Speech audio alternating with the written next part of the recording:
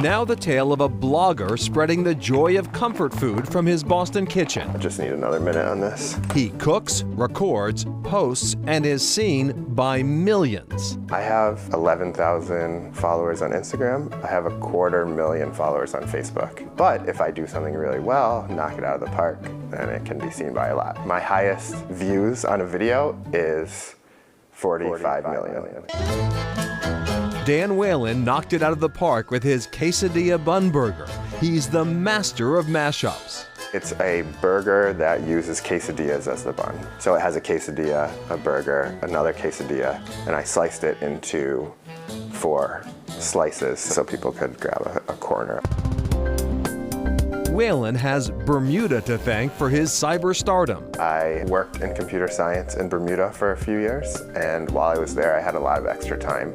I was cooking a lot, and I decided to start a blog to remember what I was making. I got a little better at photography. I had really cool recipe ideas, and I got excited more to show them to the world. But he needed a name for his worldwide website. A friend suggested The Food in My Beard, and it stuck. Today he blogs full-time and is the author of 4 cookbooks, one devoted just to the venerable tater tot. I made a Thanksgiving stuffing with tater tots instead of bread, and it was a big hit for my website. The flagship recipe for tots is tachos. Tots, cheese, more tots, more cheese. Just a little salsa, guacamole, and sour cream like you would expect on nachos. This is like the go-to après-ski snack. The whole time I was testing recipes for the tater tot book, I thought I would get sick of tots, but I never did. Here's how Whalen's mashup brain works. The way I come up with recipes is I think about the 2 different dishes and then figure out how to put them together. I thought of mac and cheese, and I thought of everything bagels, and I just thought of how they could work together. Whalen concocted the mac and cheese stuffed burger in response to a rather nasty email. That I was slowly killing my friends, and that everyone I knew would die of a heart attack at the age of 40. And I thought I need to make the fattiest burger possible. More cheese, of course. And I loved it so much, it ended up being the cover of my first cookbook. Aptly named Stuffed. We should start at the beginning, maybe. This is my grandfather.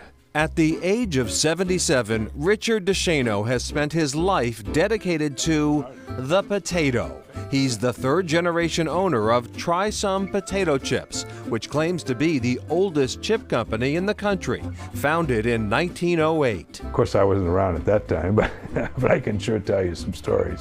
DeShano's grandfather was a farmer and a milkman, but decided to try his hand at making chips in the early 1900s. Back then, they were called Leominster potato chips. He would take them by a horse-drawn wagon. It was about an 8-mile route. They were a hit in Central Mass. The family soon decided to lay all their chips on the table, focusing on the business full-time. And they thought, Leominster potato chips, it's really not a good name for market. So they ran a little contest, and somebody came up with the name Try Some. DeShano tells us the Try Some chip isn't quite like other potato chips on the market. A little less oily, a little bit different texture, softer chip than many of the chips, and particularly the kettle chips of today. Now, more than 115 years old, the Try Some brand continues on, with Connor Bolak learning the ropes from his grandfather. I always wanted to help out just because I thought it was cool that we had been in business for 4 generations at the time. I get to see his expertise. It's honestly interesting just to see how he deals with the relationships we have with the people that we distribute with.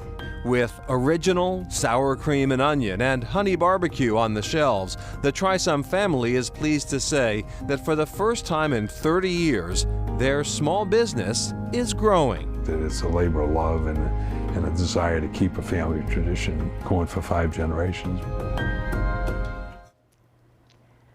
After nearly a century of making the chips, Trisum outsourced manufacturing and distribution in 1999.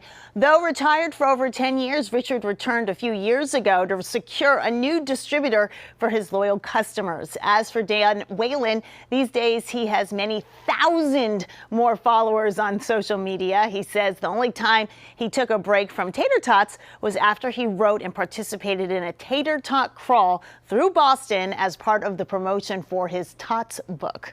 Coming up, potatoes by the pier.